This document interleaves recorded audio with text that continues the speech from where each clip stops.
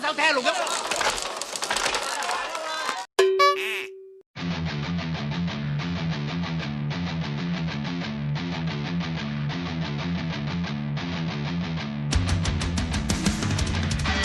Hey yo, what's up everybody, apa kabar semua? Kembali lagi di channel gua, Felis Fikri. Seperti biasa, kali ini gua akan merangkum sebuah alur cerita film kembali, yang dimana ini sudah masuk edisi ke-26 dalam gua merangkum sebuah alur cerita film. Di edisi kali ini gua akan merangkum sebuah film yang berjudul Project A yang kedua. Film ini dirilis tanggal 19 Agustus 1987, yang masih disutradarai oleh sutradara yang sama, yaitu Jackie Chan. Oh ya, untuk film Project keduanya kali ini, walaupun masih berkaitan dengan film pertamanya, tetapi banyak sekali aktor yang sudah diganti. Seperti salah satunya komandan dari Angkatan Laut atau Polisi Laut dan Polisi Darat yang sudah diganti.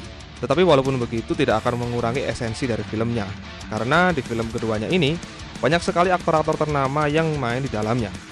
Jadi, let's go man. Untuk sinopsisnya sendiri, pada saat film pertamanya, Dragon sukses mengalahkan para perampok bajak laut. Hal itu menjadikan dirinya sebagai seorang polisi terbaik di masanya. Atas prestasinya tersebut, dirinya kembali lagi ditugaskan, di mana tugasnya kali ini ia akan berhadapan dengan penjahat di suatu wilayah yang wilayahnya tersebut dipegang oleh polisi yang korup. Banyak sekali rintangan dan berbagai fitnahan yang menimpa dirinya. Bagaimana cara Dragon mengatasi semua ini? Mari kita masuk ke alurnya guys. Oke, seperti biasa sebelum lanjut silahkan di like, share, dan subscribe supaya channel ini ramai dan supaya channel ini semakin maju. Jika sudah, kita masuk ke alurnya dan kita mulai intronya dulu guys.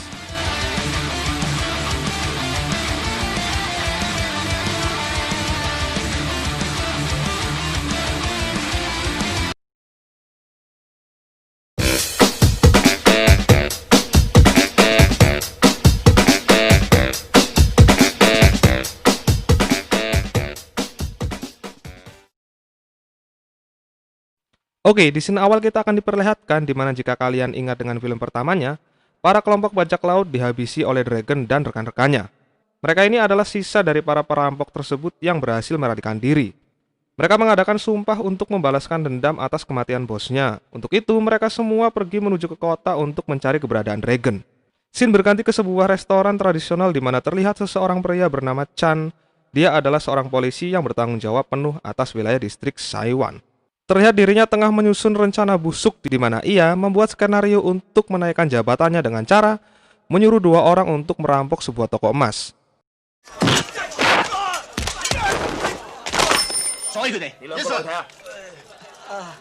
Ia juga sudah menyewa dua orang reporter untuk mengabadikan momen pada saat dirinya berhasil menangkap perampok tersebut. Di saat sesi wawancara terjadi, tanpa disangka-sangka pemilik dari toko emas tersebut meninggal dunia. Semula, hukuman yang akan diberikan hanyalah 1,5 tahun, namun karena adanya korban, hukuman pun menjadi berat, yaitu hukuman mati. Merasa dirugikan, para perampok itu mencoba membuka suara dengan berkata bahwa mereka hanyalah orang suruhan Chan. Takut kedoknya ketahuan, akhirnya Chan pun menembak mati mereka semua. Setelah itu, berita tentang Chan pun menjadi trending dan sampai ke telinga para petinggi kepolisian, di mana terlihat mereka sedang mengadakan rapat membahas tentang Chan yang faktanya komisaris atau komandan polisian darat yang bernama Tung mengetahui cara licik Chan dalam membuat skenario. Komandan Tung mengusulkan untuk perlahan mengkudeta si Chan dari posisinya. Karena sejujurnya, meski mereka sudah mengetahui kelakuan dari Chan, mereka tak bisa langsung ambil tindakan. Untuk itu mereka akan mengganti posisi Chan yang saat ini memegang kuasa penuh atas wilayah distrik Saiwan dan akan diakuisisi oleh orang usulan komandan angkatan laut, yaitu Dragon.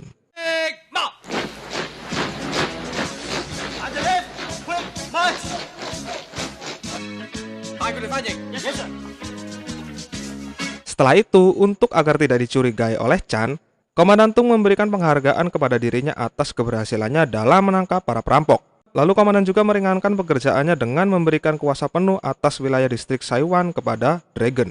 Sementara Chan sendiri akan berganti tugas di wilayah Teluk Wai. Scene berganti ke pusat kota di mana terlihat sedang adanya demo dari para anggota revolusi Cina yang menentang akan sistem pemerintahan di era dinasti Qing. Karena menurut para pemberontak, sistem di pemerintahan dinasti Qing tidak memasyarakatkan rakyatnya. Oke, sedikit penjelasan. Revolusi Cina sendiri dipimpin oleh seseorang politikus, doktor sekaligus filsuf politik Tionghoa bernama Sun Yat-sen yang menyuarakan aliansi revolusi di masa era dinasti Qing. Aliansi revolusi sendiri memiliki misi untuk menggantikan sistem pemerintahan dinasti Qing menjadi sistem pemerintahan republik. Pecahnya revolusi sendiri terjadi pada tanggal 10 Oktober 1911, yang dimana pada akhirnya sistem kekaisaran dinasti Qing mulai runtuh oleh para kaum revolusi Cina. Kenapa gua jelaskan ini? Karena film ini berkaitan dengan sejarah Cina, dan di scene yang akan kita lewati nanti, banyak sekali menunjukkan adegan perlawanan antara revolusi Cina dan pemerintah. Jadi supaya relate aja sama filmnya ya. Oke, kita kembali ke film. Setelah ada polisi yang mendekat, mereka pun bubar barisan dan kedua wanita ini yang bernama Maggie dan Karina menghindar dan bertemu dengan temannya yang bernama Regina, yang faktanya dia adalah putri dari seorang gubernur. Di dalam perjalanannya, Regina mengajak Maggie dan Karina untuk menghadiri acara ulang tahunnya yang sebentar lagi akan dirayakan. Lalu setelah itu mereka berdua menuju ke sebuah kedai yang dimana di kedai tersebut terdapat Dragon dan teman-temannya. Maggie menawarkan bunga kepada Dragon dan teman-temannya sebagai dukungan terhadap kaum revolusi. Merasa iba, mereka pun membeli bunga tersebut. Namun, tak lama berselang, datanglah kedua polisi yang mengejar mereka tadi. Polisi tersebut meminta Dragon dan teman-temannya untuk menjadi saksi atas kegaduhan yang mereka berbuat.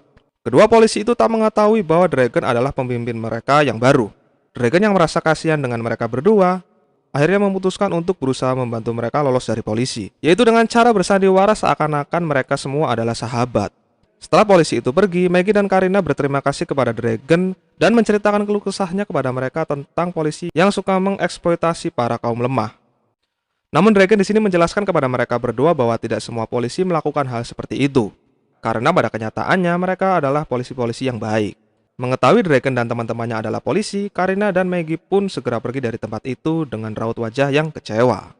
Saat tengah dalam perjalanan, mereka berdua pun dirampok. Dragon yang mengetahui hal tersebut sontak mengejar dan menangkap para perampok sialan itu.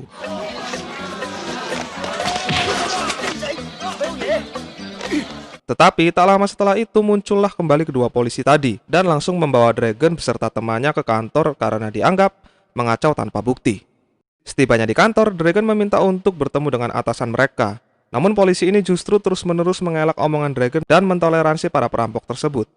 Karena pada faktanya mereka berdua adalah anak buah dari Tiger selaku mafia di wilayah distrik Saiwan. Dragon semakin tercengang ketika mengetahui para polisi di wilayah yang ia pegang semua berkelakuan buruk. Para polisi yang kesal karena Dragon akan melaporkan kelakuannya, mereka pun mencoba mengejai Dragon. Namun dengan ketangguhan yang Dragon miliki, semua pun diatasi dengan mudah.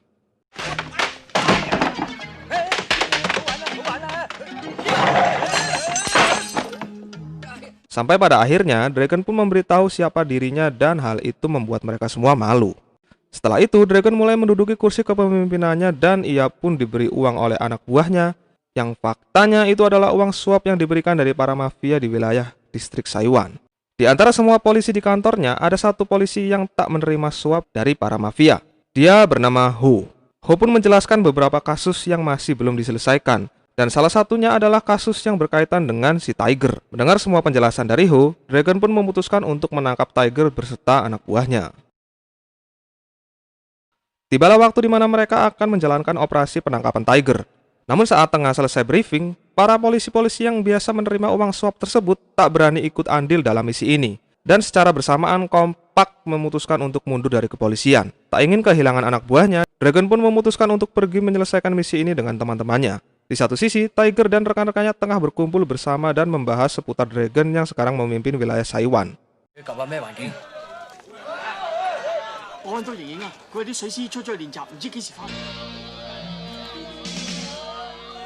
Sampailah mereka di kediaman Tiger berada, Dragon pun langsung menunjukkan surat penangkapannya dan hal itu membuat pertarungan antara kedua belah pihak pun dimulai.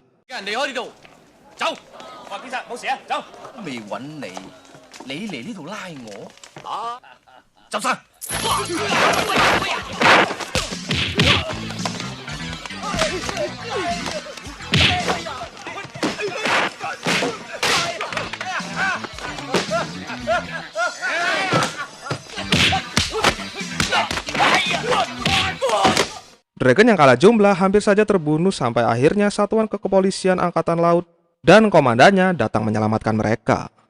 Pada akhirnya seluruh antek-antek dari Tiger diangkut oleh para polisi dan hanya menyisakan Tiger berserta satu orang lagi, di mana Dragon yang merasa pria punya selera menantangnya untuk melanjutkan pertarungan dengan Tiger.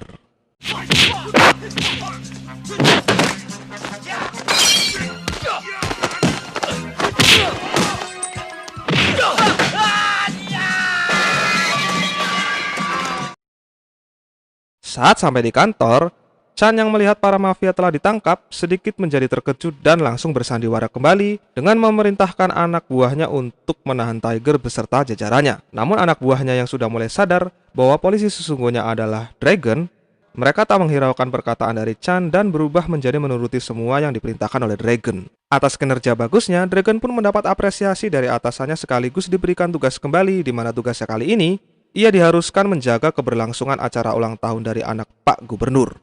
Sementara di sisi lain, anggota para revolusi Cina tengah membahas sebuah rencana di mana faktanya rencananya adalah akan membantu Chan untuk menjebak Dragon pada saat acara ulang tahun anak dari Pak Gubernur. Mereka dijanjikan oleh Chan sebuah senjata dalam jumlah banyak jika berhasil menyelesaikan misi ini.